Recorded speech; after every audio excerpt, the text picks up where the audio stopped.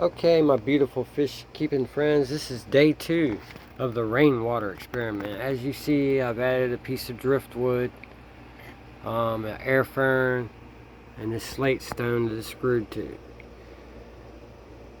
and some daphnia, of course.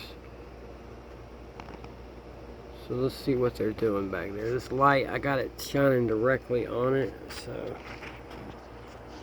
we're gonna zoom in.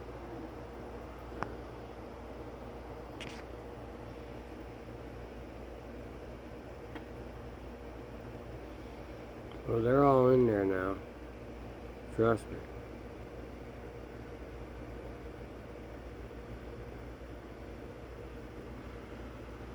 There they are. Bam! Look at that.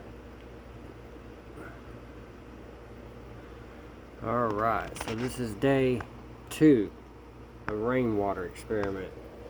We've also got some, you know how fast this is going to grow, your horsetail.